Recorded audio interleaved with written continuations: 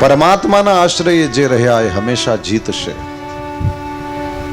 આવા લોકોએ પોતાનું મન પરમાત્માને સમર્પિત કરેલું છે. દ્રૌપદીએ જ્યાં ભગવાનનો આશરો કર્યો ત્યાં તો પરમાત્મા પ્રગટ થયા.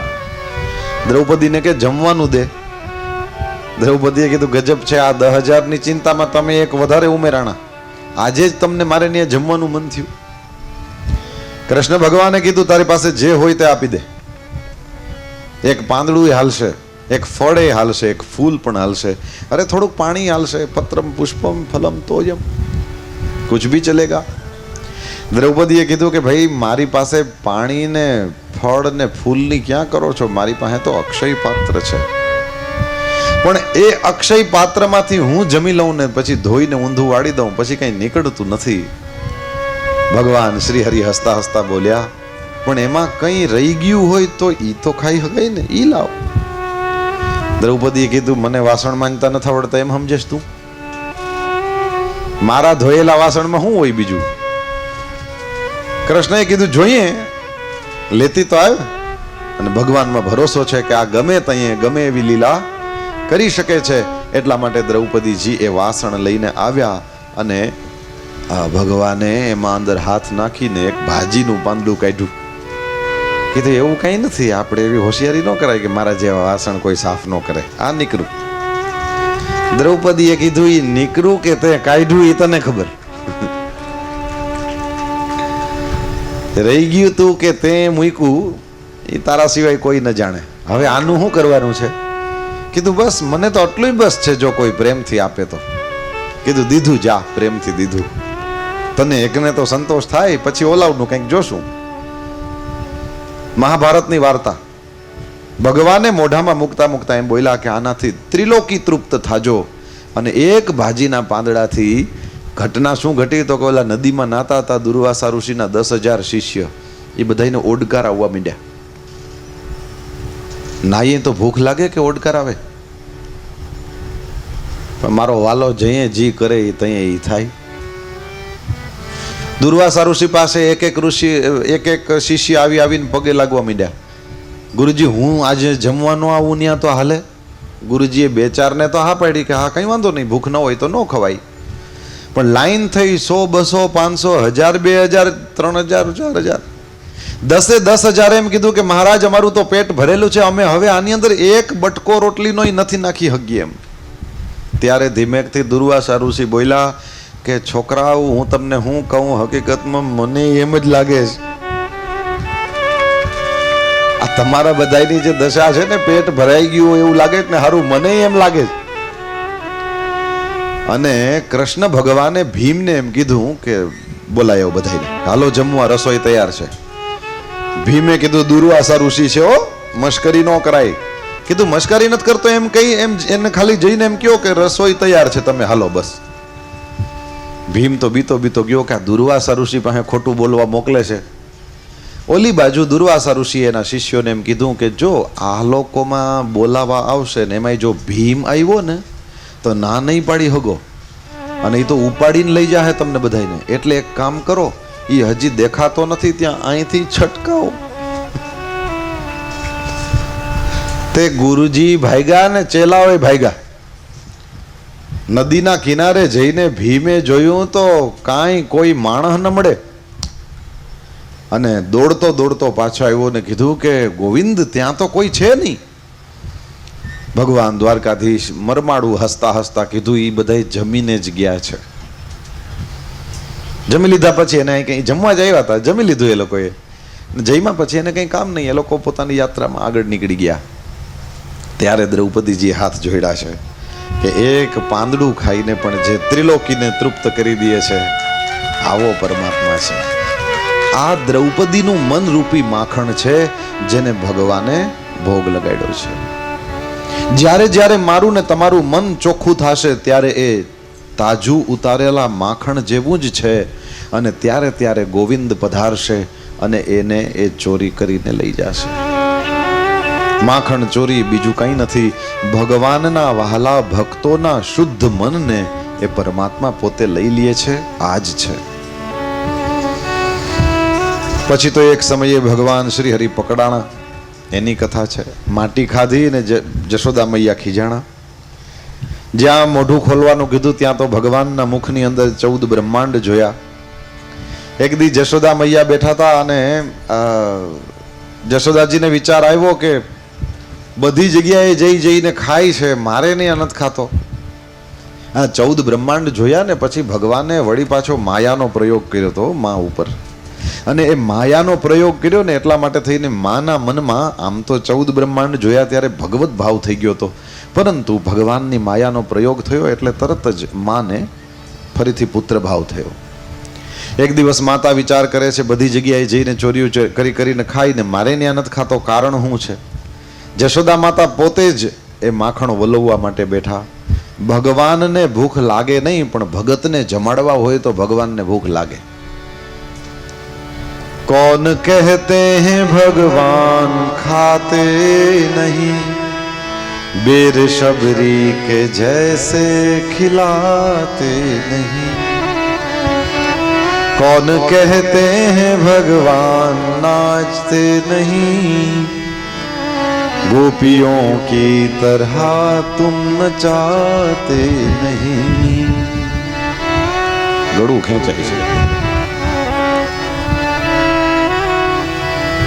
अच्युतम केशवम कृष्ण दामोदरम राम नारायणम वासुदेवम हरिम श्रीधरम माधवम गोपिका वल्लभम जानकी नायकम रामचंद्रम भजे. ભગતને જમાડવા હોય તો ભગવાનને ભૂખ લાગે. ભગવાન શ્રી હરિ પધાર્યા, જશોદા મૈયાનું દૂધ પીધું ને એમાં પેલું દૂધમાં ઉફાણ આવ્યું ને, જશોદાજી કૃષ્ણને અતૃપ્ત છોડીને જ્યાં એ દૂધ બચાવવા દોડ્યા, ભગવાન શ્રી હરિ ખીજાણા. જે ગોળીમાં માતા માખણો વલોવતા હતા એ જ ગોળી ફોડી નાખી. જશોદા મૈયાએ જ્યાં જોયું કે આખા ગામની અંદરની ગોપીઓ બધી ફરિયાદ કરતી હતી, એ બધી ફરિયાદો સાચી હતી, આજ મારા ઘરમાં તોફાન કર્યું, હું તને મૂકું નહીં. જ્યાં પાછળ દોડ્યા છે જશોદા મૈયા, કૃષ્ણ આગળ ને જશોદાજી પાછળ. જશોદાજીની ઉંમર કઈ નાનકડી નથી હો. કૃષ્ણની પાછળ દોડી દોડીને થાક્યા. જેવા થાક્યા એક જગ્યાએ બેસી પડ્યા. ભગવાન શ્રી હરિ પોતાના ભક્તના પરિશ્રમને જોઈ શકતા નથી, તરત જ આવ્યા છે, માના હૈયે વળગી ગયા. પણ આજ જશોદાજી ખીજાણા હતા એટલે ખીજાયેલા જશોદા મૈયાએ કૃષ્ણને પકડી લીધા અને પછી દામણેથી બાંધવાની કોશિશ કરે છે.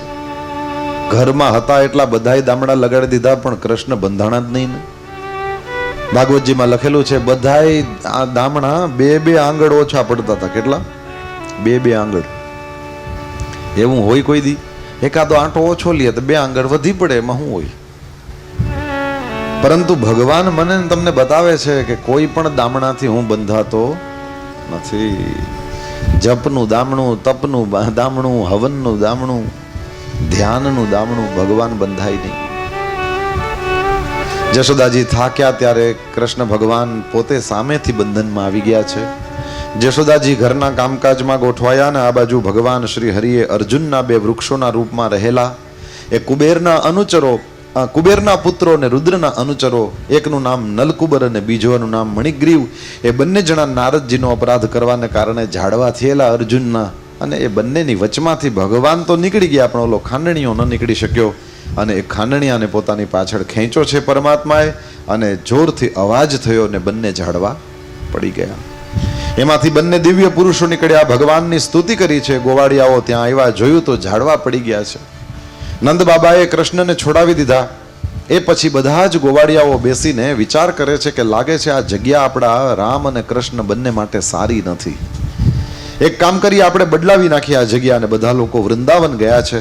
વૃંદાવનમાં ભગવાન શ્રી હરિ વાછરડાઓ ચરાવવાની શરૂઆત કરે અને એની અંદર વત્સાસુર નામના રાક્ષસનો ઉદ્ધાર કર્યો, બકાસુર નામના રાક્ષસનો ઉદ્ધાર કર્યો, પરમાત્માએ અઘાસુર નામના રાક્ષસનો ઉદ્ધાર કર્યો.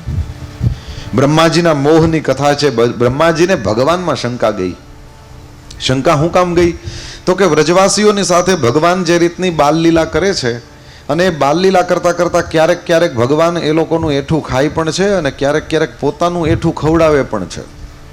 હવે બ્રહ્માજીએ જ્યાં આ જોયું ત્યાં તો બ્રહ્માજીથી સહન ન થયું, કારણ કે બ્રહ્માજી એ વિધિ છે અને આમ કરાય, આમ ન કરાય, આમ કરાય, આમ ન કરાય, એ બધું બ્રહ્માજી બહુ માને. બ્રહ્માજીએ ભગવાનના વાછરડાઓને ચોરી લીધા, ભગવાન બીજા વાછરડા બનાવી લીધા. શું? પોતે જ બની ગયા. ભગવાન શ્રી હરિ જ્યાં આટલા બધા વાછરડાઓનું રૂપ લઈ લીધું, નિત્ય ગાયો ચરાવે, વાછરડા ચરાવે, ત્યાં તો બ્રહ્માજીએ ઉપરથી આવીને જોયું તો ખબર ન પડી કે આમાં ઉપર હું જેને લઈ ગયો એ હાચા કે નીચે છે એ હાચા. અરે કથા તો એવી પણ મળે છે કે બ્રહ્માજીને હેરાન કરવા હાટું ભગવાને શું કર્યું તો કે બ્રહ્માજી નીચે આવ્યા ને ત્યાં સુધીમાં પોતે બ્રહ્માજીનું રૂપ લઈને ત્યાં સત્યલોકમાં જઈને બેસી ગયા. અને પાછા ઓલા દ્વારપાળોને કે મારા જેવો એક ખોટો બ્રહ્મા બન્યો છો, આવે એટલે ભાંગી નાખજો. તે ઓરિજિનલ બ્રહ્માજી ત્યાં ગયા ને તો ઓલા દ્વારપાળો એકબીજાને સામે ઈશારો કર્યો, હમણાં બ્રહ્માજી કહીને ગયા નહીં, આવ્યો,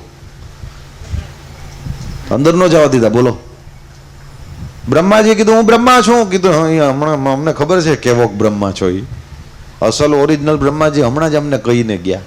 અરે કીધું હું ઓરિજિનલ છું. એક જણો કે દાઢી ખેંચ, હાચી છે કે ચોટાડી ખબર પડી જાય. બોલા ખેંચી, બોલો. બ્રહ્માજી તેરું ને મૂકી દીધી. બ્રહ્માજીએ કીધું કે કામ કરો, હું ખોટો, અંદર છે એ હાચા. બરાબર? કીધું હાચા. મને ખાલી દર્શન કરવા લઈ જશો? દ્વારપાળો ગયા કે અહીં ઉભા રહ્યો, પૂછી આવીએ. અંદર જઈને ભગવાનને કે ઓલો ખોટો બ્રહ્મા આવ્યો છે. ભગવાનને હસવું આવ્યું કે જોઈ લે, આ લોકો પાછા મારી વાતમાં આવી ગયા. ખોટો આવ્યો છે, દર્શન કરવા આવવા દઈએ અંદર? ભગવાને કીધું હા ભલે આવે, આવવા દો. તો આ લોકો ગયા, કીધું બોલાવે છે. દર્શન કરવા માટે થઈને બ્રહ્માજી અંદર ગયા. બ્રહ્માજી હાથ જોડ્યા, જે કંઈ ભૂલ થઈ ગઈ હોય એના માટે સોરી, પણ આ બંધ કરો, નહીતર હું મારે બીજો સત્યલોક બનાવવો પડશે.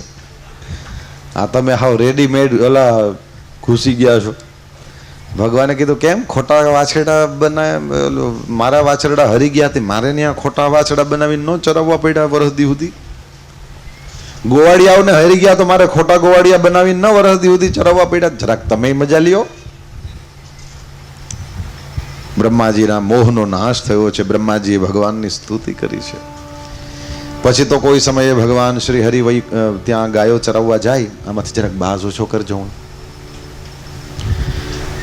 ગાયો ચરાવવા માટે થઈને પરમાત્મા જાય છે જમનાજીના કિનારે, અને ત્યાં દાઉ દાદા અને બીજા બધા ગોવાળિયાઓ સાથે છે. કંસનો મોકલેલો એક ધેનુકાસુર જે ગધેડાના રૂપમાં હતો એ આવ્યો. એ ધેનુકાસુર છે ત્યાં તાલવન હતું ને તાલવનની અંદર કોઈને ફળ ન ખાવા દે. તો બધા ગોવાળિયાઓ કૃષ્ણ બલરામની પાસે જઈને કીધું કે મહારાજ અહીંયા બહુ સરસના તાળિયાના ફળ થાય, મીઠા મીઠા ને એની સુગંધ આવે, પણ અંદર ધેનુકાસુર ગધેડાના રૂપમાં છે, ખાતો નથી, ખાવા દેતો નથી. એટલે એ ફળ છે એ તો બધાય ના થાય. ફળ ઉપર કોઈ એકનો અધિકાર ન હોવો જોઈએ. એટલે ધેનુકાસુર જે ભૂલ કરે છે, ભગવાન શ્રી હરિએ દાઉજી દ્વારા એનો ઉદ્ધાર કરાવ્યો. ફળ ઉપર એકાધિકાર કરીને બેઠો છે આ ધેનુકાસુર. આગળ જઈને હવે કથા આવશે. એ જળ એ પણ બધાનું હોવું જોઈએ, કોઈ એકનું ન હોવું જોઈએ. એના ઉપર એકાધિકાર કરીને બેઠો કાલીય નાગ. કૃષ્ણએ એને નિગ્રહ કર્યો. ફલ, જલ, સ્થળ, જગ્યા, એના ઉપર એકાધિકાર કરીને બેઠેલો જરાસંધ. 20,800 રાજાઓને એણે કેદ કરેલા, એટલા રાજ્યો એણે ખાલસા કરાવેલા. તો સ્થળ ઉપર એકાધિકાર, અને એનો પણ ભગવાન શ્રી હરિએ ભીમ દ્વારા ઉદ્ધાર કરાવ્યો જરાસંધને. તો ફલ, જલ અને સ્થળ, આ ત્રણેય વસ્તુ એ નેસેસિટીઝમાં આવે, એ બધાઈને જોઈએ એવી વસ્તુ છે. એટલા માટે થઈને એના ઉપર એક જણાનો અધિકાર ન હોવો જોઈએ. આવી રીતના ભગવાન શ્રી હરિએ એ ત્રણેયને મુક્ત કરાવ્યા છે.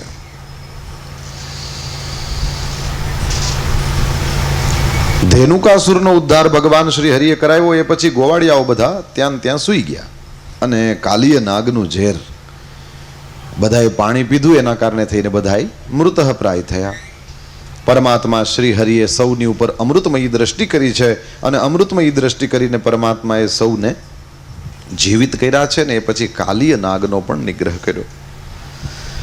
કાલીય નાગ ગરુડજીના ભયથી જમનાજીમાં આવીને રહ્યો હતો. એની કથા સંભળાવીને રાત્રિના સમયે બધા જો રજવાસીઓ છે ત્યાં સૂઈ ગયા.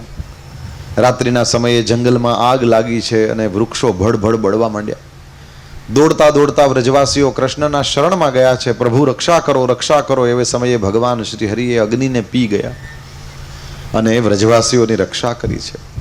પછી તો ગ્રીષ્મ ઋતુ આવી ત્યારે ભગવાન શ્રી હરિ વૃંદાવનની અંદર બાલ લીલા કરે છે ને એમાં પ્રલંબાસુર નામનો ભગવાનના મિત્રનું રૂપ લઈને એક રાક્ષસ આવ્યો. ભગવાન કહે છે ભાઈ મને મિત્ર તો વહાલા છે, પણ કદાચ કોઈ મિત્ર એ અસુર બની જાય તો હું એને મૂકું નહીં. ભગવાન કહે છે મારું નામ જ છે મોહન.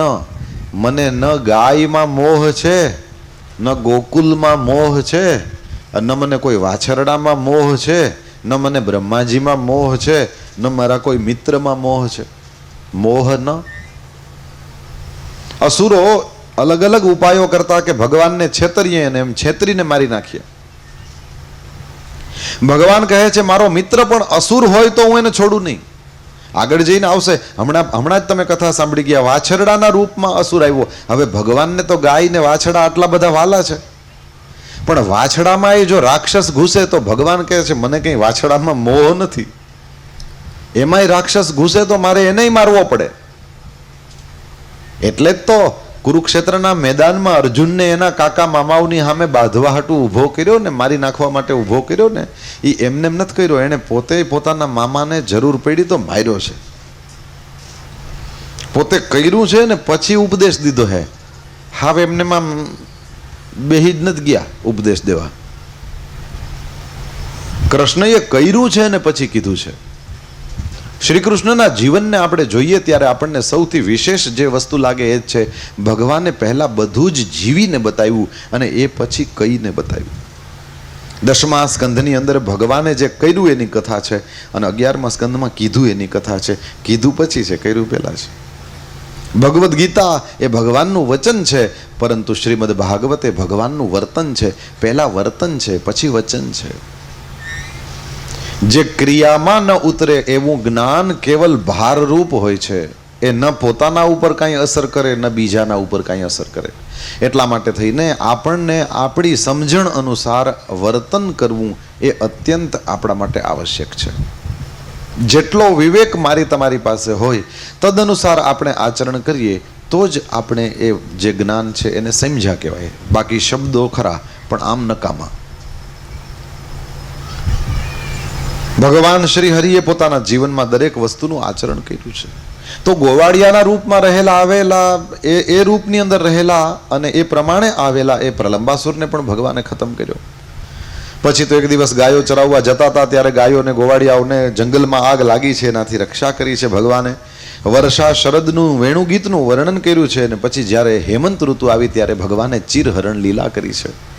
ગોપીઓ જાય છે જમનાજીના કિનારે, કાત્યાયની માતાની રેતીની મૂર્તિ બનાવે છે અને કાત્યાયની માતાની પાસે ભગવાન મારા પતિ થાય આવી માગણી કરે છે. પરમાત્મા શ્રી હરિ ત્યાં પધાર્યા છે અને એમણે પણ ચીર હરણ કર્યું. જુઓ, દુશાસને પણ ચીર ખેંચ્યા છે અને કૃષ્ણએ પણ ચીર હરણ તો કર્યું છે. પણ દુશાસનમાં અને કૃષ્ણમાં ફેર શું છે તો કે કૃષ્ણએ પહેરેલા નથી ખેંચ્યા, દુશાસને પહેરેલા ખેંચેલા. કૃષ્ણએ જમનાજીના કિનારે પડ્યા હતા એને ઉપાડ્યા છે. આ મોટો ફરક છે. અને જે કૃષ્ણ ચીર હરે છે એના એ કૃષ્ણ દ્રૌપદીના ચીર પૂરે પણ છે. દુશાસનના જીવનમાં આ વસ્તુ ક્યાંય આવતી નથી. એટલા માટે થઈને આપણો રોલ મોડલ છે, આપણો આદર્શ છે એ દુશાસન નહીં, કૃષ્ણ છે. ભગવાન શ્રી હરિએ આ ચીરહરણ લીલાના માધ્યમથી ગોપીજનોના મનની અંદર જે ભાવના છે એને જાણી છે અને એને વરદાન આપ્યું છે કોઈ સમયે તમે મારી સાથે રાસ રમશો. પછી તો એક સમયે બધા ગોવાળિયાઓ ભગવાનની પાસે આવ્યા, બહુ ભૂખ લાગી છે. માથુર દેશના બ્રાહ્મણો પાસે ભગવાન શ્રી હરિએ બધાને મોકલ્યા છે. બ્રાહ્મણોએ તો કંઈ ખાવાનું ન આપ્યું, પરંતુ બ્રાહ્મણોના પત્નીઓ પાસે મોકલ્યા ત્યારે બ્રાહ્મણ પત્નીઓએ પ્રેમથી ખાવાનું આપ્યું છે. પોતાના હાથમાં સુંદર સુંદર પદાર્થોના થાળ ભરી ભરીને ભગવાનને જમાડવા ગયા. ભગવાન શ્રી હરિને જમાડ્યા એ પછી ભગવાને કીધું કે હવે ઘરે જાઓ. ત્યારે વિપ્રપત્નીઓ એમ કીધું કે મહારાજ તમારા ભાઈને પૂછ્યા વિના આવ્યા છીએ, એટલે હવે ઘરે પાછું ન જવાય, હવે તો તમે સ્વીકારો. ભગવાન શ્રી હરિએ કહ્યું, અરે માતાજીઓ તમે બિલકુલ ચિંતા ના કરો, તમે જાશો ને ત્યારે બધા એમ હાથ જોડીને ઊભા ન હોય ને તો મારું નામ કૃષ્ણ કનૈયો નહીં. ભગવાનની વાણીમાં વિશ્વાસ રાખ્યો અને બધા જ બ્રાહ્મણોના પત્નીઓ છે એ પાછા ગયા તો ખરેખર ઓલા બધા હાથ જોડીને ઊભા હતા. ચમત્કાર શું થયો? તો કે બ્રાહ્મણો સ્વાહા સ્વાહા કરે અને બ્રાહ્મણોના પત્નીઓ છે કૃષ્ણ કનૈયાને જમાડવા માટે થઈને ગયા છે. અને એમાં એક બ્રાહ્મણનું ધ્યાન આડું અવરું ગયું. એમાં એણે જોયું કે બધા બ્રાહ્મણોના પત્નીઓ જઈ રહ્યા છે હાથમાં થાળ લઈને. એટલે નબળો ધણી, શું કહેવત છે? નબળો ધણી, બરાબર ને? પોતાની બૈરી ઉપર શૂરો થાય એમ આવડો આ છે એ સ્વાહા સ્વાહા કર્યું, પડતું મૂક્યું અને દોડીને ગયો. અને એની ઘરવાળીને એણે કૃષ્ણની પાસે ન જવા દીધી. પેલીએ ખૂબ કીધું કે પરમાત્મા સ્વયં પધાર્યા છે અને એના દર્શન કરવા જવાની મને બહુ લાલસા છે. ભગવાનના દર્શન કરીને આ બધા પાછા આવશે, હું આવતી રહીશ. પરંતુ પેલા એ જરા બધા હતો જ નબળો. જ્યાં પેલીને પૂરી દીધી ઘરની અંદર, ત્યાં પેલી તો આસન લગાવીને બેસી ગઈ. તારો હક ખરો, પણ મારા શરીર ઉપર મારું મન તો મેં ગોવિંદ વાસુદેવને અર્પણ કરી દીધું છે. અને ત્યાં ને ત્યાં એના પ્રાણ પખેરું ઉડી ગયા. બીજા બધા તો હાલતા હાલતા ગયા. આના પ્રાણ તો ઉડીને કૃષ્ણના ચરણમાં પહેલા પહોંચ્યા. પણ એક ગોર બાપા રાંડ્યા ને, બીજા બધા રેડી થઈ ગયા. લ્યો, સર્વિસ કરેલું વાહન હોય ને એવા થઈ ગયા. ક્યાંય કીચુડ કીચુડ અવાજ નહીં, હવા પેટ્રોલ હાવ રેડી થઈ ગયા. બોલો,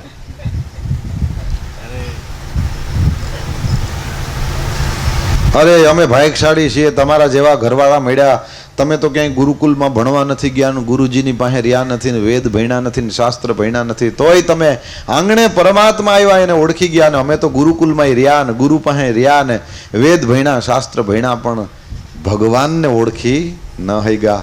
આના ઉપરથી શીખવાનું એ છે, ભગવાનને ઓળખવા માટે દિલ જોઈએ, દિમાગ નહીં.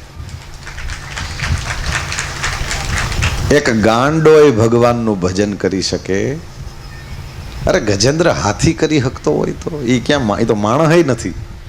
જો ગજેન્દ્ર હાથી પરમાત્માને પોકારી શકે છે, અને ખાલી પોકારી શકે છે એમ નહીં, પરમાત્મા આવે પણ છે. હાથીના બોલાવેલા પરમાત્મા પણ આવતા હોય તો હે હરિભાઈ તું બોલાવતો ન આવે?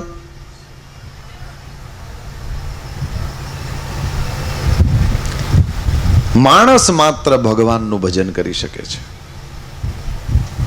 ગઈકાલે તો ભાઈ ત્યાં રાજકોટમાં પૂજ્યભાઈ શ્રીની કથા ચાલે છે ને, ત્યાં ગઈકાલે નંદભયો હતો. અને એ નંદભયા પછી જોયા જેવા હોય. સવારના 9 વાગ્યાની કથા ચાલુ થાય, એ બધા ઘરે જતા હોય ને તો અહીંયા લગભગ 4:30 પોણા 5 વાગ્યા હોય સાંજે. સળંગ હાલે હો, 6 કલાક 7 કલાક સળંગ ચાલે. ઓલા કંસના ને વેશ પહેરીને બેહાડ્યા હોય ને બધાને, એ બધા તો બે તો નીંદરું કરી લઈએ, કથા ચાલુ જ હોય. એ જમી આવે, આડે પડખે થઈ આવે, મુગટ કાઢીને બાજુમાં રાખીને હુઈ જાય, પાછા વળી ઉઠીને પાછું પહેરી લે, વાં ચાલુ જ હોય. એમાં ગઈકાલે પૂજ્યભાઈ શ્રી એક વાક્ય બહુ સરસ કીધું, અને સહજ જ પછી સત્સંગીઓ બધા એકબીજાની સાથે સત્સંગ કરે. આજે તો કથામાં આમ આવ્યું, આજે તો કથામાં આમ આવ્યું. મેં કદાચ પહેલે બીજે દિવસે તમને કીધું પણ છે કે કથાની અંદર કથા સાંભળો ત્યારે ચોક્કસ એક વખત તો રોકડું બધું અંદર ઉતારી દો. પછી તમારા જેવા સ્વભાવવાળા સત્સંગી તમને મળે ત્યારે એની સાથે બેસીને કથામાં એવી કઈ બાબત આવી જે નવી લાગી, કઈ વસ્તુ એવી આવી કે જે આપણને કામની છે, કઈ વસ્તુ એવી છે જે આપણા વ્યક્તિત્વમાં સુધારો લઈ આવી શકે એમ છે, કઈ ચીજ એવી છે જે મને ને તમને કામની છે, એના વિશે ચર્ચા કરો. પેલી ગાયનું પણ ઉદાહરણ આપ્યું હતું કે ગાયને એક વખત તો જેટલું દો એ બધું ખાઈ જાય, અને પછી વળી પાછી એ પોતાને એને ભગવાન એવી શક્તિ આપી છે. તો આપણે પણ આપણા કાનથી જે મળતું હોય એ બધું 7 દિવસ સુધી અંદર ઉતારી લઈએ, અને પછી આપણા જેવો જે સામે સત્સંગી મળે, જે આપણી ભાષા આપણા ભાવને સમજતો હોય, એની સાથે બેસીને આપણે વાત કરી શકીએ. તે બધા વૈષ્ણવો પરસ્પર ચર્ચા કરતા હતા, અને એમાં એક બહુ સરસનું વાક્ય ગઈકાલે પૂજ્યભાઈ શ્રી વ્યાસપીઠ ઉપરથી કહ્યું, અને એ મને એમ થાય છે કે વહેંચવું જોઈએ. એ વાક્ય એ છે કે ભગવાનની પ્રાપ્તિમાં લાસ્ટ ચાન્સ જેવું કંઈ હોતું નથી. આ સપ્તાહમાં કામ થઈ ગયું તો થઈ ગયું, નહીતર ગયો, એવું હોતું જ નથી. મૃત્યુની 1 સેકન્ડ પહેલા સુધી પણ માણસે મહેનત કરવી જોઈએ. કલ્યાણ શક્ય છે. ભગવાનની પ્રાપ્તિ કરવામાં લાસ્ટ ચાન્સ નથી હોતા. આ વખતે પડી ગયા, પાછા ટ્રાય કરો. વળી પાછું આંખ નાક કાન જીભ ચામડીથી ભૂલ થઈ ગઈ, મૂકો, વળી પાછા ટ્રાય કરો. એક દિવાલ ઉપર કીડી કે મકોડો ચડતા હોય ને એને જોજો. એ એકવાર ચડે ને પડે, બીજી વાર ચડે ને પડે, ત્રીજી વાર ચડે ને પડે, એ પણ એ થાકે નહીં. કારણ કે એને ખબર છે મારે ત્યાં જવું છે. એક મકોડું નથી થાકતું તો હે મોહના, તું શું કામ થાકી જાશો? એલા એકવાર પડી ગયો તો હું કામ ચિંતા કરવાની, પાછો ચડ. મકોડો નથી થાકતો તો આપણે શું કામ થાકવાનું? બસ લક્ષ્ય ખબર પડી જવી જોઈએ કે આપણે જ્યાં જવું છે તે સાચું લક્ષ્ય છે. શાસ્ત્રનો આધાર હોવો જોઈએ, સંતની વાણીનો આધાર હોવો જોઈએ, ધર્મગ્રંથોનો આધાર હોવો જોઈએ, આપણા અંતઃકરણનો પણ આધાર હોવો જોઈએ. અને એક વખત દરેક જગ્યાએ એમ લાગે કે આમાં કોઈનું અહિત કે નથી થતું, આમાં કોઈનું ખરાબ નથી થતું, આ કલ્યાણનો માર્ગ છે, પછી એના ઉપર ગમે એટલી વાર પડો, એની અંદર પાછી ટ્રાય કરવી જ જોઈએ. મને તો ખબર નથી આમાંથી કેટલા જણા 11 કરો છો ભાઈ? હાથ ઊંચો કરો તો. મારે કરવો જોઈએ. કેટલા કરે છે? બહુ થોડા લોકોએ કાલ ફરાળ લીધું. બહુ થોડા. જાજા હતા ને? હા. હવે એક તો છે કે સવારના પોરમાં કેલેન્ડરમાં 2 એકડા જોયા એટલે નક્કી કરી લીધું કે આજે 11 છે, આજે આપણે ઉપવાસ કરવો છે, એકટાણું કરવું છે, જે કરતા હોય તે. પણ ઘણા લોકો શું કરે કે ખબર પડી કે 11 છે એટલે કે આ હારી હમણાં માથું ખાશે, તમે 11 કરો. એટલે સવારના પોરમાં નો ટેવ હોય તો એ ધરાર ગાંઠિયો મોઢામાં નાખીને પછી મને દેખાડે, લે મને તો 11 ભાંગી ગઈ.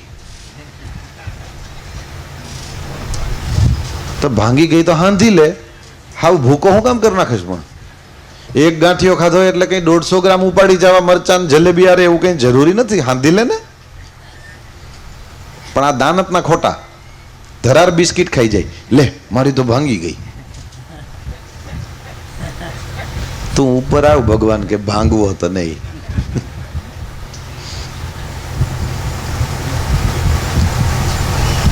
મકોડો નથી થાકતો તો માણસે તો થાકાય જ નહીં. ભાંગી ગયું તો પાછો હાંધી લે. જ્યારે જે વસ્તુ કરવાનું મન થાય, હું બીજી વખત આપને કહું, ધર્મગ્રંથોની સહાય હોય, શાસ્ત્ર મદદ કરતું હોય, સંતની વાણીનો આધાર હોય, અને દરેક રીતે અંતઃકરણ એમ કહેતું હોય કે ના આમાં કોઈનું બુરું થતું નથી, આ યોગ્ય જ છે, આ સારું છે, એ કામ કરવામાં કદાચ કોકથી પડી જાય તો એમાં કંઈ વાંધો નહીં. પાછા ઊભા થઈને હાલવા માંડો. પડી જાય એનો વાંધો નહીં, પડ્યા રહીએ ને એનો વાંધો. પડી તો જાય, ચાલતા પડી જાય, ભાઈ માણસ છે. ચાલતા પડી જાય એમાં કઈ વાંધો નહીં. मनुज गलती का पुतला है ये हो ही जाती है, जो कर ले ठीक गलती को उसे इंसान कहते हैं. કવિએ કહ્યું છે કે તમે ચાલતા પડી જાવ એનો કઈ વાંધો નહીં, તો પડી જ જાશો. અરે છોડો, મોટા પડ્યા છે. આ દેશની અંદર મોટા પડ્યા છે, પણ સતના માર્ગ ઉપર ચાલતા કોઈ પડે તો એમાં એ દુખી થવાની વાત નથી, એ રાજી થવાની વાત છે. કારણ કે પડ્યો ને એ બતાવે છે કે આ ઊભો થવાની કોશિશ કરતો હતો. જે ઊભા થવાની કોશિશ જ નથી કરતા, જે પડ્યા જ રહે છે, એને તો કંઈ તકલીફ છે જ નહીં. કોશિશ મારીને તમારી ઊભા થવાની હોવી જોઈએ, ચાહે ગમે એટલી વાર પડે. મકોડો થાકતો નથી એમ આપણે પણ થકાય. ભગવાનની આ દિવ્ય લીલા. તો પરમાત્માનો પરિચય પ્રાપ્ત કરવા માટે થઈને દિમાગની એટલી જરૂર નથી જેટલી દિલની છે. બ્રાહ્મણોના પત્નીઓ બધા પરમાત્માને ઓળખી ગયા છે, પ્રસાદ લેવડાવ્યો, પછી ગયા પાછા. બ્રાહ્મણોએ પ્રેમથી સ્વાગત કર્યું. પણ ભગવાન વિચારે ચડ્યા કે આ યજ્ઞનો મતલબ ખાલી અગ્નિમાં સ્વાહા કરવું એટલો જ થાય? આ ભૂખાને જમાડવું? આ ગોવાળિયા ગયા હતા કે અમને થોડું અન્ન આપો, તો એ અન્ન દીધું હોત તો શું વાંધો હતો? એને યજ્ઞ નો કહેવાય? આ વસ્તુના આધારે આપણને એમ કહેવાનું મન થાય છે કે યાદ રાખજો, ભૂખાને જમાડવો એ યજ્ઞ જ છે. કદાચ કોઈ તેજસ્વી છોકરા હોય ને એની પાસે ફીના રૂપિયા ન હોય અને એની ફી ભરી દેવી એ યજ્ઞ છે. ચોપડા લઈ દેવા કોકને, જરૂરિયાત વાળાને, એ ફી છે, એ યજ્ઞ છે. જરૂરિયાત વાળાને દવા લઈ દેવી યજ્ઞ છે.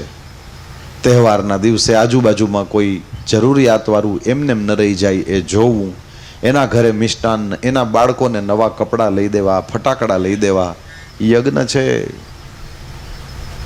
યજ્ઞ જ કહેવાય. જેની પાસે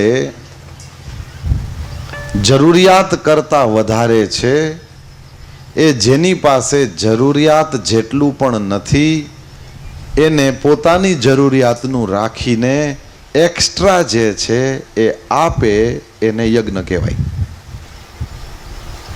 બેઠું મગજમાં કે અઘરું પડે છે? બીજી વાર સાંભળો.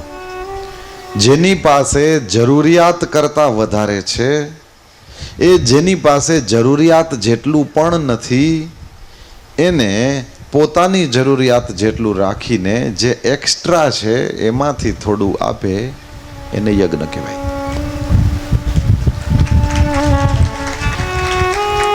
અને એ યજ્ઞનું પણ ફલ છે. ભાઈ, એક પણ બાળકનો સમાજમાં જન્મ થાય છે ને, ત્યારે એ બંને માતા અને પિતા એ બે જણા બ્રહ્માજીની સેવા કરે છે, કારણ કે સૃષ્ટિનું સર્જન કરવાની જવાબદારી બ્રહ્માજીની છે. તમારે ત્યાં એક પણ બાળકનો જન્મ થયો એવે સમયે તમે બ્રહ્માના કામમાં મદદ કરી છે. એવી રીતે પાલન કરવાની જવાબદારી વિષ્ણુ ભગવાનની છે. તમે એક પણ માણસને રોટલો ખવડાવ્યો ને એટલે તમે વિષ્ણુ ભગવાનના કામમાં મદદ કરી. એમ સંહાર કરવાની જવાબદારી ભગવાન મહાદેવની છે. તમે ક્યાંયથી વારી ચોરી દીધું, સાફ કરી દીધું, કોઈનું પણ નિંદામણ કાઢી દીધું ને, ત્યારે તમે મહાદેવના કામમાં મદદ કરો છો. જરૂરિયાતવાળાને લુગડા દેવા, જરૂરિયાતવાળાને અન્ન આપવું, કોકની ફી ભરી દેવી, કોકના ચોપડા લઈ દેવા, કોકને દવા લઈ દેવી, કોકને મદદ કરી દેવી, આ બધુંય યજ્ઞમાં જ આવે. કૃષ્ણ ભગવાને વિચાર કર્યો કે માણસને જમાડવો એ યજ્ઞ ગણાવવો જોઈએ. અને ભગવાનને મોકો મળી ગયો. એક દિવસ સવારના પોરમાં ઉઠ્યા તો એ આખું નંદાલય શણગારવામાં આવેલું ને પૂજાની તૈયારીઓ થાય ને, કેળના થાંભલા ને જલ ભરેલા કલશ ને રંગોળીઓ ને. ભગવાન શ્રી હરિ નંદ બાબા પાસે પહોંચ્યા તો જાણવા મળ્યું કે ઇન્દ્રનો યજ્ઞ કરીએ છીએ. કૃષ્ણ ભગવાને કીધું, ઇન્દ્રને કોઈ દી જોયો નથી ને ઇન્દ્રનો યજ્ઞ કરો, અને તમારી સામે આ પ્રત્યક્ષ દેવતા બિરાજે, એની પૂજા કરતા નથી. નંદ બાબાએ કીધું, કોણ પ્રત્યક્ષ દેવતા છે જેની અમે પૂજા કરતા નથી? કીધું, આ ગિરિરાજ ગોવર્ધન પ્રત્યક્ષ દેવતા છે. આ ગાયો છે એ પ્રત્યક્ષ દેવતા છે, આના શરીરમાં 33 કરોડ દેવતા. આ બ્રાહ્મણો છે એ પ્રત્યક્ષ દેવતા છે. મહારાજ, ગાયનો યજ્ઞ કરો, ગિરિરાજજીનો યજ્ઞ કરો, બ્રાહ્મણોનો યજ્ઞ કરો. ઇન્દ્ર જેને તમે કોઈ દી જોયો નથી, એની ઉપાસના, એની પૂજા, એને નથી હું ફાયદો થવાનો? કૃષ્ણ ભગવાને વ્રજવાસીઓને એવી રીતે સમજાવ્યા છે કે વર્ષોથી ચાલતો આવેલો ઇન્દ્રનો યજ્ઞ વ્રજવાસીઓએ કર્યો બંધ, અને ગિરિરાજજીની પૂજા કરવાની શરૂ થઈ. વિચારો, કેવા સારા મુહૂર્તની અંદર આ પૂજા શરૂ કરવામાં આવી હશે. હજી આજદી સુધી ચાલુ છે. કોઈ વ્રજમાં ગયા હોય અને ખબર હશે, આજની તારીખે ગિરિરાજજીની બધા લોકો પૂજા કરે, આજની તારીખે શ્રી ગોવર્ધનની સૌ પરિક્રમા કરે, દંડવતી પરિક્રમા કરતા હોય છે લોકો. વ્રજની અંદર અનેક સ્થાનો છે. મારા ગુરુદેવ ભગવાન એમ કહે છે કે એ બધા સ્થાન વિશે માણસને શંકા જાય કે આ 5000 વર્ષ પહેલા હતું એ જ આ બધું છે, વંશીવટ એ જ છે જે 5000 વર્ષ પહેલા હતો. શંકાઓ જાય છે. પણ બે વસ્તુ એવી છે કે જેના માટે કોઈને શંકા નથી. એક ગિરિરાજ ગોવર્ધન ને બીજી જમનાજી. કોઈ એમ નથી પૂછતું કે આ ઈ જ ગોવર્ધન છે કે બીજો છે, અને કોઈ એમ નથી પૂછતું કે આ ઈ જ જમનાજી છે કે બીજી કોઈ છે. આ બે એવા છે કે ઈ છે. કૃષ્ણનો પ્રેમ વહેવા માંડ્યો, એનું જ નામ જમનાજી, અને કૃષ્ણનો પ્રેમ જામી ગયો, એનું જ નામ ગિરિરાજજી. કૃષ્ણના પ્રેમના આ બંને પ્રતીક છે. ભગવાન લઈ જાય તો વ્રજમાં જાજો, તમને ખબર પડશે કૃષ્ણ કોણ છે, ભગવાનની ભક્તિ શું હોય છે. અને વ્રજમાં જાઓ તોય પાછા ન્યા રહીને કોઈ ભજન કરતા હોય એવા કોઈ સાધુ સંતની પાસે બેસજો. એ લોકો કૃષ્ણની જે રીતે લીલાનું વર્ણન કરે, એનાથી આપણા આ સૂકા ભટ્ટ હૃદયની અંદર એક સુંદર અમૃતની વર્ષા થશે. કૃષ્ણ કોણ છે સમજાશે.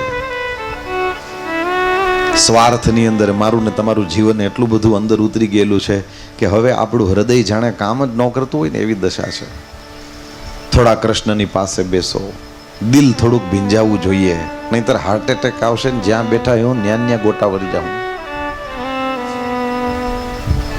ભગવાન શ્રી હરિએ ગિરિરાજજીની પૂજા પ્રારંભ કરાવી છે. ભગવાને કહ્યું કે ઇન્દ્રના યજ્ઞની અંદર તમારે જે કંઈ નાખી દેવાનું હતું, યજ્ઞની અંદર સ્વાહા સ્વાહા કરવાનું હતું, એ બધું ગિરિરાજજીને ભોગ લગાડો. ને પછી તો ભગવાન તો થોડા ખાય, પછી તો વૈષ્ણવોએ જ પ્રસાદ લેવાનો હોય ને. એટલે ગિરિરાજજીની પૂજા કરો, પ્રેમથી ભગવાનને ભોગ લગાડો, અને પછી બધા પ્રેમથી બેસીને સાથે પ્રસાદ લ્યો. ભગવાન શ્રી હરિએ ગિરિરાજજીની પૂજા કરાવી અને એ દૂધની ધારાવાળી લઈને દઈને પરિક્રમા કરી અને ભગવાને આ નવા પ્રકારનું ગિરિરાજજીનો યજ્ઞ પ્રારંભ કરાવ્યો. ગાયોના શરીર ઉપર હળદરના કંકુના થાપા માર્યા, એના શિંગડા છે એની અંદર સોનાના પેલા પહેરાવ્યા અને રૂપાની ખરીઓ પહેરાવી, માથા એના શરીર ઉપર ઝૂલ પહેરાવી અને ગાયોને કાયમ તો ઘાસ નાખતા હતા, તેથી લાડવા ખવડાવ્યા. બ્રાહ્મણોની પૂજા કરી છે, યજ્ઞ યાગ કર્યા છે અને દક્ષિણા વગેરે આપીને બ્રાહ્મણોને સંતુષ્ટ કર્યા છે. આવી રીતે ગિરિરાજજીની પૂજા, આવી રીતના ગાયોની પૂજા, આવી રીતે બ્રાહ્મણોની પૂજા કરાવી છે. ગિરિરાજ બાવાની તળેટીની અંદર વિશાળ ભોગ ધરવામાં આવ્યો, હજારો પ્રકારની સામગ્રીઓ પધરાવી છે. ભાતનો તો ઢગલો થયો. ભાતને માટે એક શબ્દ છે અન્ન. બંગાળમાં જાઓ, ઓરિસ્સામાં જાઓ તો ત્યાં ભાતને અન્ન કહે, અને કૂટ શબ્દનો અર્થ થાય ઢગલો, મોટો પહાડ. તે અન્નનો જ કૂટ થયો. એટલા માટે થઈને જ આ બેસતા વર્ષને દી ભગવાનનો અન્નકોટ થાય એમ કહે ને,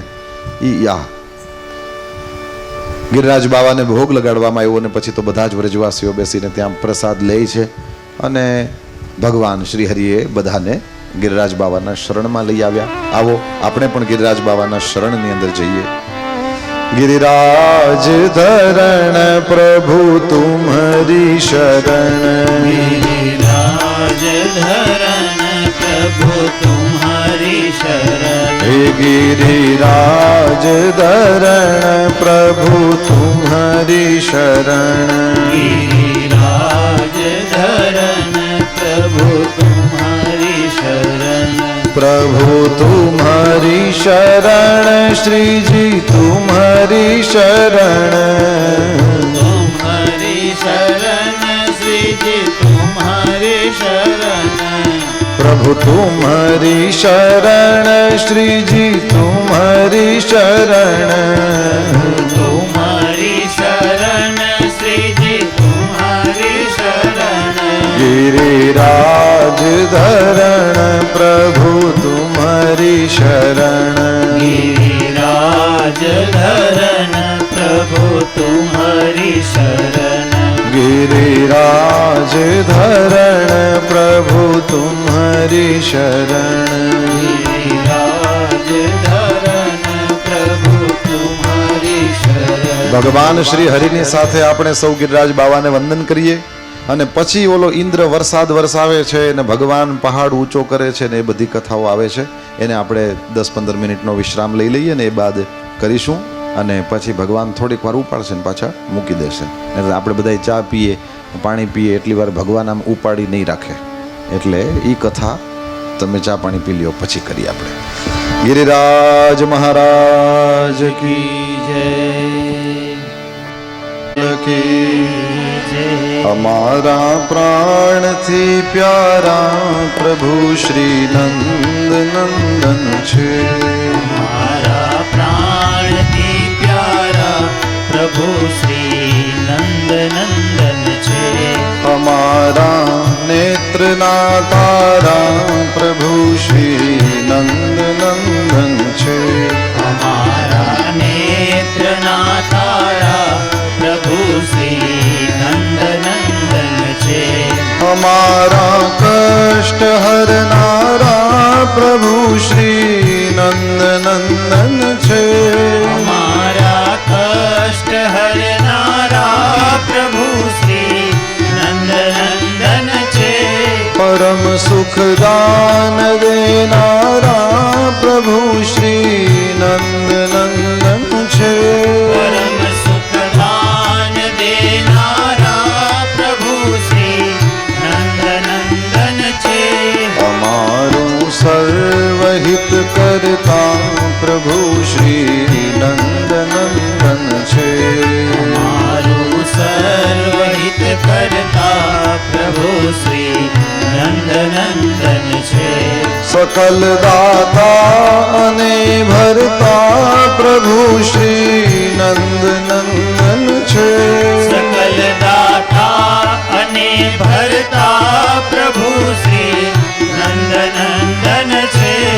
અખિલ આ વિશ્વના સ્વામી પ્રભુ શ્રી નંદનંદન છે. અખિલ આ વિશ્વના સ્વામી પ્રભુ શ્રી નંદનંદન છે.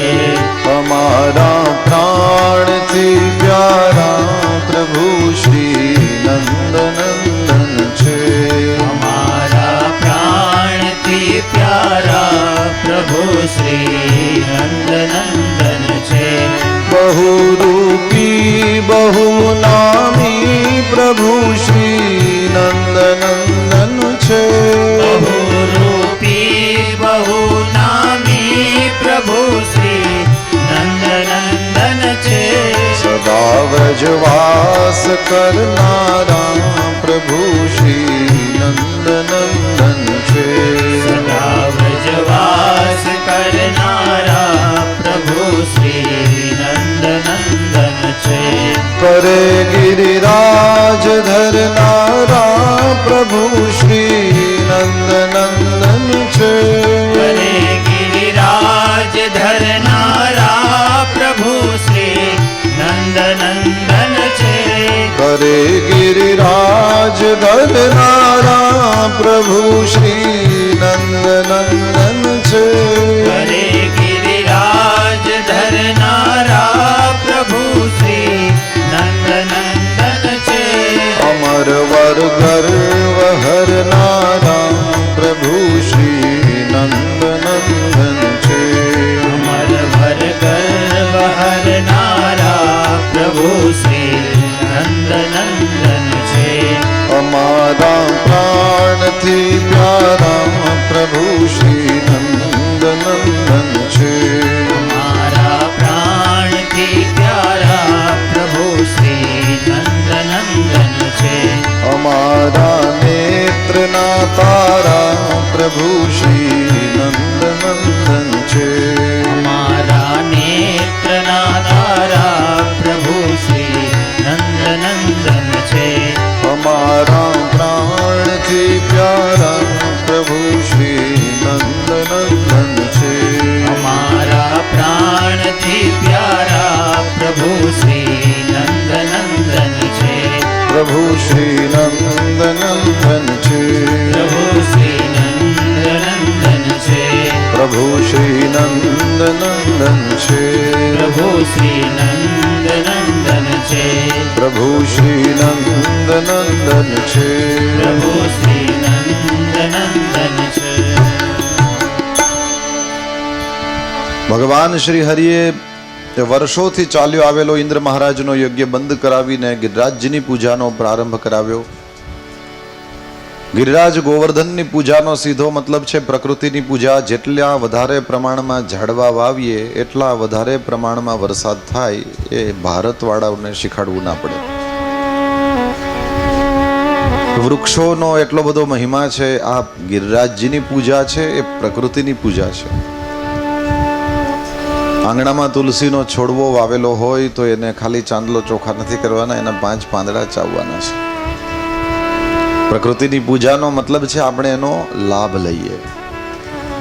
લીમડો, પીપળો ને વડલો આ એવા જબરદસ્ત ઝાડવા છે. વૈજ્ઞાનિકોએ સ્વીકાર્યું છે કે આના જેવા વૃક્ષો ન થાય.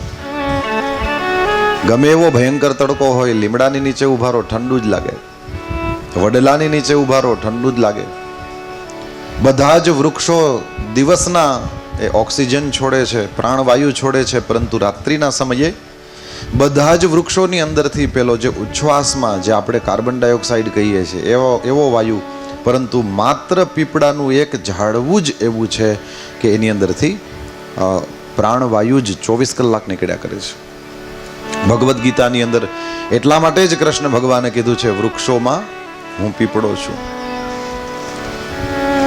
અંધશ્રદ્ધા સિવાય કંઈ નથી. જે એમ સમજતા હોય કે પીપળામાં ભૂત થાય, અંધશ્રદ્ધા સિવાય કંઈ નથી. હું આ જાહેરમાં તમને ચેલેન્જ કરીને કહું છું, તમારા ઘરમાં પીપળો વાવો અને જો કોઈ દી એમાં કંઈ પણ દેખાય તો મને કહેજો. એમને એમ નથી કહેતો મારા ઘરમાં હતો કેમ કહો છો? કારણ કે ઘર બદલ્યું. રાણાવાવની અંદર હવેલીમાં અમે રહેતા હતા અને એમાં પીપળો હતો અને અમે ત્યાં 1-2 નહીં પણ 21 વર્ષ સુધી રહ્યા. મોટો 100 વર્ષનો પીપળો હતો. 21 વર્ષ સુધી તમે કોઈ જગ્યાએ રહ્યો અને જો કોઈ દી ભૂત પ્રેત જોવા ન મળે તો સાબિતી કહેવાય કે ના હજી બીજા 21 વર્ષ રહીએ તો જ માનો. આ તો મારે પોતાને ત્યાં હતું અને અમે ના મેં જોયું, ના બાપાએ જોયું, ના ઘરના કોઈ સભ્યએ જોયું, એટલે હવે માનો કે આવું કંઈ હોતું નથી. તો પછી તમને એવો પ્રશ્ન પૂછવાનો પણ હક છે કે તો પછી શમશાનમાં પીપળા શું કામ? શમશાનમાં પીપળા એટલે કે મરી ગયેલું જે મળદું છે એની અંદર કોઈ પણ જાતના જંતુ હોય અને કોઈ પણ જાતના રોગ થયા હોય, ત્યાં એને મૂકવા હાટું કેટલાય ગયા હોય, એનું મળદું સળગે ત્યારે એમાંથી કોઈ પણ જાતના જંતુ નીકળે તો ઓલું પીપળાનું ઝાડવું 24 કલાક એમાંથી ઓક્સિજન નીકળે છે, એ બધુંય શોષી લે અને એને મૂકવા ગયા હતા એમાંથી કોઈને કંઈ થાય નહીં. બહુ વિચારી વિચારીને આપણે ત્યાં આ બધું ગોઠવેલું છે. વડવાઓએ જે કર્યું છે બરાબર છે, આપણે ખાલી એનો સ્વીકાર કરવાનો છે અને તદ અનુસાર આપણે આપણા જીવનને ચલાવવાનું છે. આ હેઢા બનાવે એમાં ના બધી જગ્યાએ અહીં તો ઓછું, બાકી પારિયું બનાવે, આમ દિવાલો કરે. એટલીક દિવાલથી હું કંઈ કોઈ ચોર હશે તો અંદર નહીં કરે? દિવાલનો શું મતલબ છે ભાઈ? 2 ખેતરની વચ્ચે દિવાલનો મતલબ શું છે કયો? ખબર પડે અહીં સુધી છે એમ? જો મગજમાં બેહે તો હા પાડજો, નહીં તો ના પાડી દેજો. એની જગ્યાએ એટલી લાઈન ઝાડવાની લાઈન કરી દીધી હોય તો શું વાંધો આવે? હેઠો જ નક્કી કરવાનો છે ને આપણે તો અહીં સુધી મારું ખેતર છે. સમજો આસોપાલવના ઝાડવા વાવી દીધા, બીજા કોઈ વૃક્ષો વાવી દીધા, તો ત્યાં જે કંઈ વાવશો એનું પાણી ચૂહી લે ને મારે એટલામાં નુકસાન જાય ને, એવું તો કંઈ બુદ્ધિની વાત નથી ને. આ તો વિચારજો. શેઢે શેઢે ઝાડ જ્યાં વાવેલા હોય ત્યાં એટલા વૃક્ષો, તમારે એક્સ્ટ્રા જગ્યા ના જોઈએ અને એટલા ઝાડવા વધી ગયા, અને જે તમારે દિવાલ કરવાની હતી એ કુદરતી દિવાલ થઈ ગઈ. અને જે બાજુના ખેતરવાળો છે એની યાર કંઈક તો સંબંધ હશે ને, એ આમ પગ મૂકે તેમાં કંઈ વાંધો નહીં. એટલા બધા બી ને મરી જવાની કંઈ આપણે જરૂર નથી થતી. વિચારજો. કારણ કે આપણા દેશમાં નિયમ છે કે કોઈ પણ એમ કંઈક એમ કહે કે આ ફેરફાર કરવો જોઈએ, ત્યાં પહેલાં આપણા મનમાં જે વિચાર આવે ને એ આવે નહીં. કંઈ પણ સારી વાત, નવી વાત આવે એટલે પહેલું વહેલું માણસને સીધી બીક લાગે, હાય હાય કંઈક થઈ જશે તો. નહીંતર હાય હાય ન કર્યું ને આપણે આપણી રીતે કર્યું હતું, વળી એમાં શું કામી લીધું? પણ ઝાડવા જેટલા ઝાઝા, યાદ રાખજો, વરસાદને આમંત્રણ પત્રિકા છે ઝાડવા. 1 ફૂટે જગ્યા વધારે ના જોઈએ, પણ જ્યાં પાણા ગોઠવા છે ત્યાં ઝાડવા લગાડી દો. શોભાની શોભા, ગામમાં એટલા ઝાડવા વધી જાય, વરસાદને બોલાવવો જ નહીં પડે. વૈજ્ઞાનિકોએ સાબિત કર્યું છે, એક વડલામાં એટલી તાકાત હોય છે કે એક આખા ગામને થઈ રહીએ એટલો ઓક્સિજન એક દિવસમાં એક વડલો એ બહાર કાઢે છે. એક જ વડલો. હવે સમાજમાં જ 2 તો છે. આમ તો હું કહી શકું અમારે ઘરે જ 2 તો છે.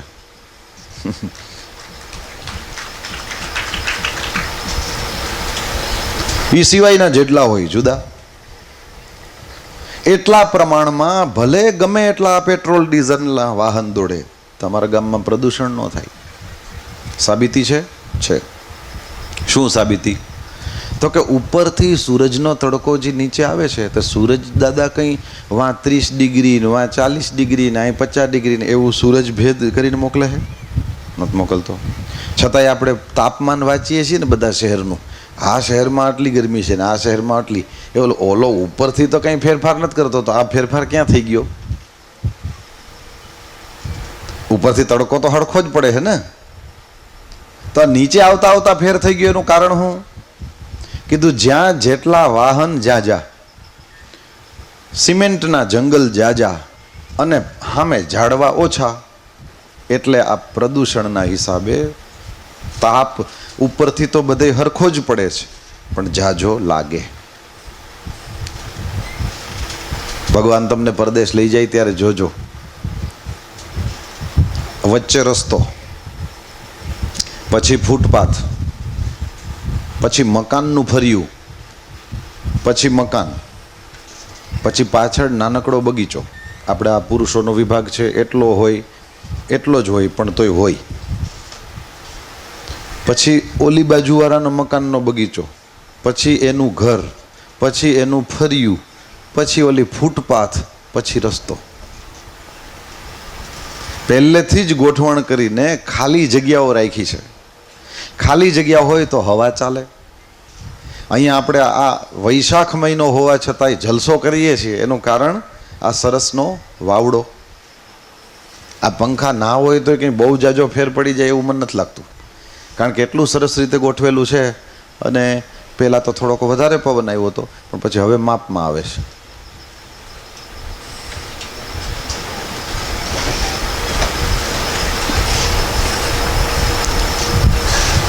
જેટલા વધારે વૃક્ષો વાવશો, વરસાદને બોલાવો, માઠા વરસને આમ તેની સાંભળવું જ નહીં પડે. અરે તમે કલ્પના કરો, આ ગાયની પૂજા કરવાનું કૃષ્ણ હું કામ શીખવાડે છે? તમે વિચાર કરો, પહેલાના જમાનાની અંદર પેટ્રોલ, ડીઝલ, ગેસ આ બધું નહોતું. કેના ઉપર રસોઈ પાકતી હતી આપણા બધાની? લાકડા ઉપર. હવે એ લાકડા બાળવા હોય તો એટલા ઝાડવા કાપવા પડે ને. આટલા ઝાડવા કાપીએ ત્યારે જ એટલું લાકડું મળે. ઘરો ઘર લાકડાની જરૂરત રહેતી હતી, કેટલું ઝાડવું કપાતું હોય છે. ડીઝલ, પેટ્રોલ, ગેસ નથી, આ વીજળી નથી. દરેક જગ્યાએ આપણે લાકડાનો ઉપયોગ કરીને કરીએ છીએ.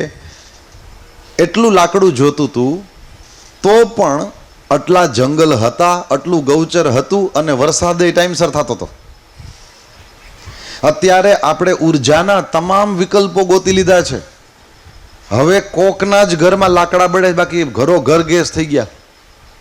લાકડાની જરૂરિયાત ઘટી છે તો દુનિયા જંગલથી ભરાઈ જવી જોઈએ. એને બદલે સાંભળવામાં જે સીધું લાગે છે, પરિણામ હાવ ઊંધું છે. આટલું લાકડું જોતું હતું, આટલું લાકડું કપાતું હતું, છતાંય આટલા જંગલ હતા ને વરસાદ ટાઈમસર આવતો હતો. અત્યારે ગેસ ઉપર, પેટ્રોલ ઉપર, ડીઝલ ઉપર આપણે જવાબદારી નાખી દીધી, અને આપણે આ વસ્તુ કરવી નથી પડતી. તોય તે તમે જુઓ, લાકડું નથી દેખાતું. ફર્નિચર લાકડા વિના નહોતું બનતું, અત્યારે તો તમામ વિકલ્પો એનાય આવી ગયા છે. તો આ જાય ક્યાં? આટલું લાકડું આવતું હતું ક્યાંથી? મારીને તમારી ગાયો એ ખુલ્લામાં ચરતી હતી.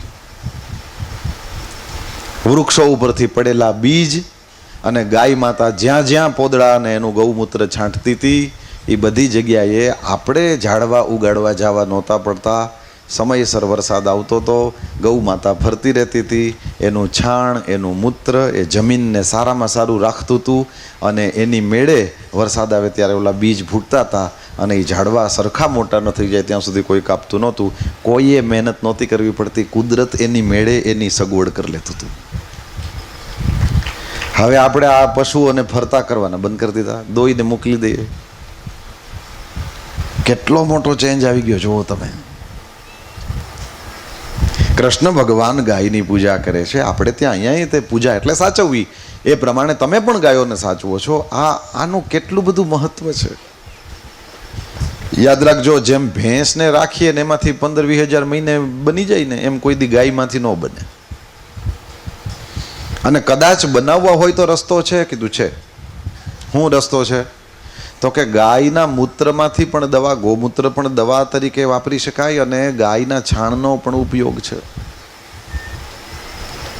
ગાયનું દૂધ, ગાયનું દહીં, ગાયનું ઘી, આ બધાનો પણ ઉપયોગ છે. ભારતમાં જ, બહારે નહીં, ભારતમાં જ એવી પ્રવૃત્તિઓ લોકોએ ચાલુ કરી દીધી છે. રાજસ્થાનમાં પથમેળા છે ને ત્યાં દત્ત શરણાનંદજી મહારાજ છે. તમે રોકડા 2 લાખ શિંગડા ગણી લ્યો, 1 લાખ ગાયો રાખીશ. અને એ ખાલી દોઈને મૂકી દેવા પૂરતું નહીં. અરે એ લોકોએ હિસાબ લગાડ્યો. ગાય છે એ દૂધ દેવાનું બંધ કરી દે પછી એને કતલખાને જવા દે. મહારાજે વિચાર કર્યો કે આ ગાય કતલખાને જાય તો કેટલા કિલો માંસ નીકળે અને એના કેટલા રૂપિયા મળે એ જોવો. એ હિસાબ કર્યો કે 1 કિલો માંસ આટલાનું અને એમાં આટલા રૂપિયા મળે, ગાયને મારી નાખવાથી આટલા રૂપિયા મળે. એક વાત. બીજી બાજુ ગાયને મારો નહીં, ગાયને જીવતી રાખો અને ગાયનું મૂત્ર અને ગાયનું છાણ એ તો દૂધ દેતી ભલે બંધ થાય, પણ આ તો કોઈ દી બંધ થતું નથી. અને બંનેનો ઉપયોગ છે, બંનેમાં દવાના ગુણો છે. અને એ મહારાજે પોતાને ત્યાં પ્રયોગ કર્યો અને એના વડે કરીને એમણે જોયું કે ખેતરની અંદર ગાયના છાણનો ખાતર તરીકે ગોમૂત્રનો પણ એ ત્યાં એ રીતે ઉપયોગ કરવામાં આવે અને એની કિંમત લગાડી. તો હિસાબ કર્યો ત્યારે ઓલો એક ગાયને મારી નાખવાથી માંસનોથી જેટલા રૂપિયા આવે છે એના કરતાં જિંદગી આખી એ ગાય જ્યારે પોતાનું છાણ અને ગૌમૂત્ર આપી દે છે એનો કોઈ વ્યક્તિ ઉપયોગ કરે તો મહારાજના થયેલા પ્રયોગો એમ કહે છે કે વધારે પૈસા મળે છે. ગાય પોતાના જીવનમાં, ગાય માતા કઈ છે આપણે ત્યાં, ગાવો વિશ્વસ્ય માતરઃ, આ માં કઈ છે અને માં એ છે જે જીવનભર દેતી જ રહે છે, જે પોતાનું પણ ધ્યાન રાખતી નથી અને દેતી જ રહે છે, એવી ગાય માં છે. ભેંસની જેમ 15-20 હજાર નહીં આપે, પરંતુ એનો ઉપયોગ કરતા મને ને તમને આવડે તો ગાય જીવનભર પૈસા આપે છે. મારે ને તમારે કદાચ કૃષ્ણ કનૈયાને પ્રસન્ન કરવો હોય, કમસે કમ આપણે એટલું તો કરી શકીએ કે આપણા ઘરમાં ગાય સિવાયનું દૂધ આવશે નહીં. તમે જોવો, નાના છોકરાનો જન્મ થયો, જો માને ધાવણ નથી આવતું તો કેનું દૂધ લેવા નીકળો છો? ગાયનું. ઘરે કોક ગઈઢા છે, એને દવા લેવાની છે, એને એમ કીધું દૂધ હારે દવા લેવી પડશે, કયું દૂધ ગોતવાની કરીએ છીએ? ગાયનું. ઘરે કોક સાધુ સંત આવવાના છે, કયું દૂધ ગોતવાની કરીએ છીએ? ગાયનું. તો આ સાધુ સંત બાળકો ને ગઈઢા હાટું જ છે કે જેના શરીર હારા હાલે છે એના હાટું છે? સાધુ સંતને એટલે આપણે ગાયનું દૂધ આપીએ છીએ ને કે એમાં કંઈક તત્વ સારું છે. તો સારું તત્વ છે એ એકલા સાધુ સંતને શું કામ, તમને શું કામ નહીં? અચ્છા, જો કોઈને પણ એવો વિચાર આવતો હોય કે એમાં ચા છે એ હરખી ન થાય, રગડા જેવી ચા હોવી જોઈએ, યાદ રાખજો, જેટલી ચા જાડી શરીરમાં જઈને એટલું વધારે નુકસાન કરે છે. બલકે જેને ચાનો સાચો ઉપયોગ કરવો છે એવા માણસે ચામાં બિલકુલ દૂધ ન નખાય.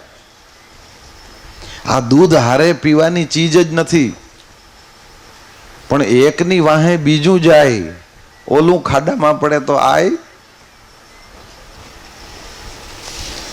ચા છે એ ભારત દેશનું પીણું છે જ નહીં. આ ક્યાંથી આવ્યું? મારું રામ જાણે. આ પરદેશથી આવેલી વસ્તુ છે. યાદ રાખજો, જે ચીજ માટે સંસ્કૃતમાં નામ નથી એ કોઈ પણ વસ્તુ ભારતની નથી. કારણ કે જો ભારતની હોય તો ભારતમાં સંસ્કૃત ભાષા બોલાતી હતી અને એની અંદર એનું નામ હોવું જોઈએ. સમજાય છે? ચા છે એ ચાઇના વાળા પીવે, આપણા પાડોશી, અને 1 નંબરના વેપારી. અને ત્યાં ટાઈડ એટલી બધી પડે છે કે દિવસમાં 50 વખત પીવી પડે. પણ એ હોશિયાર છે એટલે એ લોકો કાળી ચા પીવે, એમાં લીંબુ નાખે, એમાં આપણે ફોદીનો નાખે, એમાં આદુ નાખે, એમ કરીને શરીરની અંદર આળસ આવે એવી દરેક વસ્તુઓને આ ચા છે એ દૂર કરે છે. પણ એ દૂધ હારે પીવાની ચીજ નથી. એટલે જાડી ચા માટે ભેંસનું દૂધ કંઈ એ તો વાતનો માલ ન રહ્યો, એટલે એ તો ખોટી વાત છે. બીજું, ભેંસનું દૂધ ગમે એવું જાડું હોય, આમાંથી હાથ ઊંચો કરો, કેટલા જણા રોજ દૂધ પીવો છો? રાતના વાડુમાં થોડા લોકોએ હાથ ઊંચો કર્યો, પણ દૂધ પીવા વાળા મરી ગયા, હવે ચા પીવા વાળા વધ્યા છે. એટલે ઈ ગયું. દૂધ પીતા હોય તો એના શરીરને જોઈએ એટલે તરત ખબર પડી જાય કે આ પીતો હોય છે કે નહીં પીતો હોય. હા, જોઈ લ્યો, આ દૂધ પીતો તો, એટલે એ ખોટું. હવે તમે પૂછો કે ભેંસનું શું કામ દૂધ લ્યો છો, તો કે મલાઈ બહુ હારી જામે. હવે હાથ ઊંચો કરો, કોણ કોણ મલાઈ ખાવ છો? બે જ હાથ ઊંચા થયા. કારણ કે મલાઈ ખાતો હોય એનાય શરીરને જોઈએ એટલે તરત જ ખબર પડી જાય કે આને જિંદગીમાં મલાઈ ખાધી કે નથી ખાધી. અગેન જોવું હોય તો જોઈ લ્યો. અરે યાર, ના આ ચામાં ન ખાય, ના તો દૂધ પીવા વાળા વૈધા છો, અને દૂધ નથી પીતા એ મલાઈ શું ખાતા હોય? તો ભેંસનું દૂધ આટલું બધું લેવાનું કારણ શું છે એ સમજાવો. અને ગાયનું દૂધ એ તો વેચવા વાળાને રૂપિયા મળે, લેવા વાળાને તો જાય. ચીજને સમજો બુદ્ધિપૂર્વક, કારણ કે આપણે આપણી જાતને ચાલાક સમજીએ છીએ. આપણા ખિસ્સામાંથી કોઈ પંચ્યું કઢવી ન જાય. અને મારે ત્યાં મેં કંઈ ભેહું ગાયું રાખી નથી, એટલે હું ધંધો કરવા ન થાય હોય તો તમે સમજી ગયા છો એટલા દીમાં. અને હજી એટલી અક્કલ ન હોય તો અહીં બેહવું નહીં. જો હું અહીંયા ધંધો કરવા નથી બેઠો એટલા તમે મને ના ઓળખી થઈ ગયા હોય તો નકામી વાત થઈ ગઈ. સમજો, કૃષ્ણ ભગવાન આટલા બધા ગાયની વાહે શું કામ છે? ગાયની પૂજા શું કામ કરાવે છે? નંદ બાબા પોતાને ત્યાં આટલી બધી ગાયો શું કામ રાખતા હતા? ગાયનું દૂધ પીએ ગાયના દીકરા.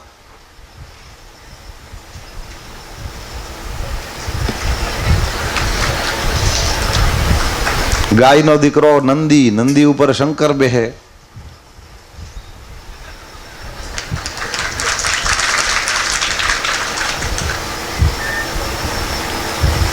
બહુ વિચારી વિચારીને ગોઠવેલું છે.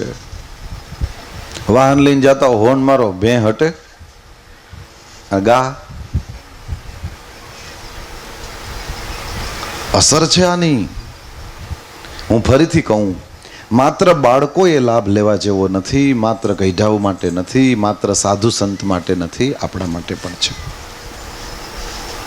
જેટલી ઉત્તમ વસ્તુ એમાં એટલી મહેનત વધારે પડે.